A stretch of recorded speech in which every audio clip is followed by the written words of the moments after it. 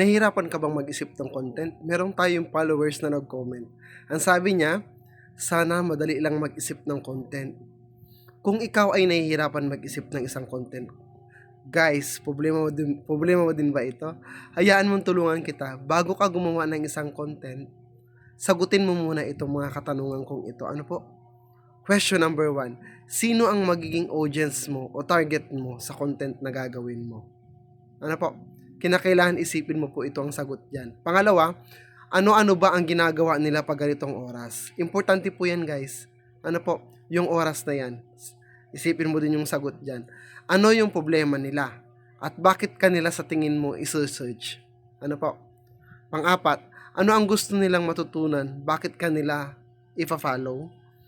Panlima, ano ba yung mga desires at paano mo sila matutulungan sa mga problema po nila?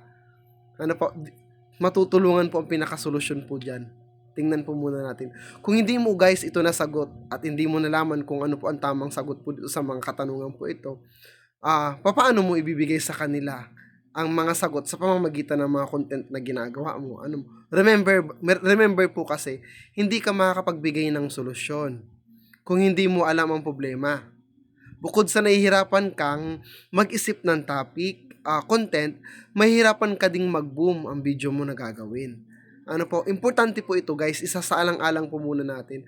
Pag wala kang specific topics, pag wala kang specific ideas, at pag wala kang specific groups of people na kinakailangan mong i-target, kinakailangan importante meron ka din pong niche. Ibig sabihin, alam nyo po kung ano po yung alam ng tao kung anong babalik-balikan nila sa iyo. Kumbaga ika nga, hindi po bara-bara. Ano po, walang malinaw na target, kinakailangan maging malinaw muna po yun, yung audience mo. Makakatulong yung mga past video mo na ginawa. Ano guys, ito ay isang asset po yan. Kinakailangan buksan at intindihin ulit natin. Gawin po natin. Doon kasi tayo makakakuha ng ibang inspiration. Kasi doon guys, ano po, makikita nyo po kung ano po ang mas marami pong likes. Magsisimula ka pa lang naman sa mga random video na ginawa mo, okay lang. Kasi kung nagra-random po kayo, mas okay. Dahil dun po sa random video, makakapili po kayo ng tamang niche, tamang style. Pero habang nagtatagal ka po dito kay social media, kinakailangan maintindihan at malaman mo kung saan ka talaga bagay.